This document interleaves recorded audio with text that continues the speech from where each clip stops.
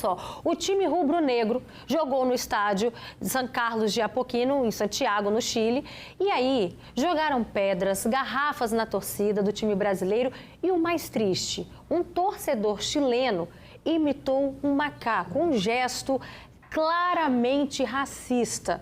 O Flamengo usou as redes sociais para repudiar o que aconteceu e cobrar uma punição severa por parte do Conmebol, que organiza o torneio. O presidente do clube Universidade Católica disse que vai banir o torcedor que fez o gesto. E a gente sabe, racismo não é brincadeira, racismo é coisa séria, muito séria. E a gente não pode ver, a gente não pode aceitar esse tipo de imagem. A gente tem, quando eu assisto isso, dá um sentimento de revolta. Então a gente vai repercutir esse assunto aqui no nosso estúdio. Olha só, eu recebo aqui o advogado Marcos Vinícius de Sá, também recebo John Conceito e também Mariane Costa, que ela é confeiteira. Obrigada pela participação de todos vocês. Eu já vi o John se encurvando para ver essa imagem. Qual é o sentimento que te traz quando você vê uma cena como essa? John, boa tarde. Boa tarde. Então, essa cena, ela não é uma cena incomum, infelizmente. Ela é comum. A gente sofre o racismo, inclusive vale ressaltar que a gente precisa abrir a discussão, a diferença entre brincadeiras referente a bullying e o racismo, que é um crime. O crime de racismo, né? E que precisa ser muitas mais pessoas serem punidas, né, doutor, para que a gente consiga até criar uma abertura aí na hora de julgamentos referente a isso, que é injúria racial, essas coisas todas. O sentimento de revolta. Só que esse sentimento de revolta, a gente degusta de certas maneiras, até porque a gente já está meio que acostumado. O fato de estarmos acostumados não quer dizer que a gente consegue digerir ela de uma maneira muito saudável. Infelizmente, esse costume, ele alimenta também uma ira. Nem todo mundo consegue ter a paciência de falar com um racista frente a frente, quando o racismo não é tão velado a esse modo. Porque o racismo no Brasil, infelizmente, ele é velado. O racismo, nós que sofremos o racismo diariamente, a gente não consegue expor esse racismo tão facilmente. E quando ele é tão explícito dessa forma, é muito difícil para que a gente canalize e procure meios legais, inclusive, na hora de proceder. Mas é difícil. É difícil. Se a gente assistindo revolta, imagina vocês que vivem desde da primeira infância, Mariane, você teve que saber lidar com essas situações, ou então até mesmo, como bem disse o John, né? Tem pessoas que têm horas que sabem passar por cima, mas tem gente que não consegue mais passar por cima. É desde a primeira infância? Sim, com certeza. Acontece muito, como o John deixou bem claro. As pessoas tratam a gente de uma forma, como se falou, às vezes, de uma brincadeira, né? Que não é brincadeira, né? Às vezes uma atitude, uma fala que machuca a gente, a pessoa acha que está brincando, mas chega um certo momento que isso afeta muito a gente de uma certa forma. O que já aconteceu com você que ficou marcado na sua memória? Há um tempo atrás, eu sou casada recentemente, 8 meses de casada, e eu fui fazer uma compra de um vestido que eu precisava para o casamento no civil, e chegando no estabelecimento, a moça já chegou falando assim, que os vestidos eram caros, né? Olha, o vestido é tal valor, falou o preço, e não, dá para você quiser, eu divido em 300 vezes para você. Eu falei, não, eu não quero dividir, eu quero comprar à vista. Então, de momento algum, eu perguntei, porque ela olhou para mim e achou que eu não teria condições de comprar aquele vestido, então eu me senti muito ofendida naquele momento de olhar o vestido na loja. Eu simplesmente agradeci a ela pela atenção e saí da loja, me retirei da loja, me senti muito ofendida por essa situação. E essa foi apenas uma das situações. Você me contou outras aqui também, que eu quase caí para trás. Sim. Né? Você era recepcionista de uma empresa? Recepcionista de uma clínica. E nessa empresa, a mulher não queria ser atendida por mim de jeito nenhum. Eu super educada, como recebia todos os pacientes. E ela simplesmente foi super grossa. Minha filha é advogada, minha filha trabalha em outro lugar em São Paulo.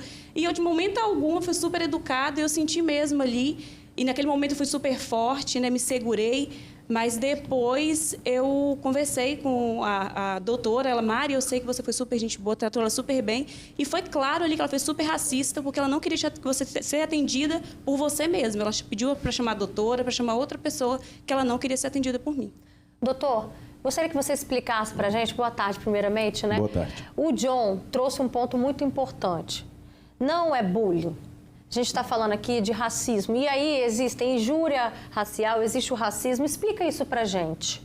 Bom, boa tarde mais uma vez. Primeira coisa que o John falou, muito importante, racismo e bullying são coisas distintas. E outra coisa que tem que ficar muito nítido na consciência das pessoas, racismo é uma coisa, opinião é outra. Você não tem o direito de emitir uma opinião, eu não gosto de preto e tal. Isso é racismo. O crime de racismo está previsto numa lei específica, a Lei 7.716, lá do final da década de 80. E nós temos também o crime de injúria racial, e esse já está previsto no Código Penal. A diferença, basicamente, entre um crime de injúria racial para o crime de racismo é que a injúria racial ela se volta contra um sujeito determinado. A conduta do autor do crime ela se volta contra aquela pessoa específica, aquelas pessoas específicas. Já o crime de racismo ele se volta contra a coletividade, contra todo o grupo de pessoas em razão daquela cor, em razão daquela raça, em razão daquela religião, etnia ou procedência nacional. E agora, conforme também recentemente decidido pelo Supremo, contra a comunidade LGBTQIA+. Então, quer dizer, quando a conduta se volta contra esse grupo, imaginemos, é proibida a entrada de pessoas negras nesse estabelecimento, proibida a entrada de pessoas gays nesse estabelecimento, nós então temos aí a aplicação da Lei de Racismo, a 7.716. Ok, as leis existem. Mas por que na prática, quando a gente vê casos assim, a punição não é como deveria ser? A gente não pode esquecer o que aconteceu, por exemplo, um fato muito parecido, que foi torcedores do Grêmio contra também um jogador do Flamengo, e a punição que ele teve foi simplesmente não poder ser frequentado, que a pessoa teve foi simplesmente não poder frequentar os jogos, né? Não é uma punição branda, a gente está falando de lei, a gente está falando de um crime. Sim, nós defendemos políticas mais enérgicas no combate ao racismo. Nota de repúdio não combate racismo.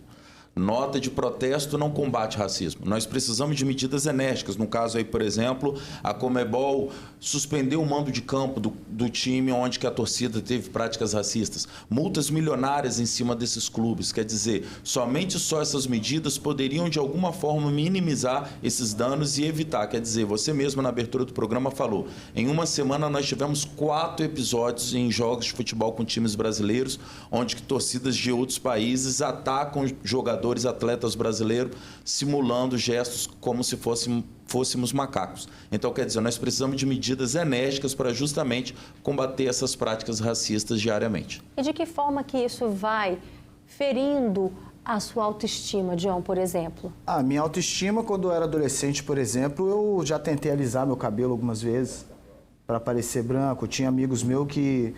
tinham cabelo na testa e tal.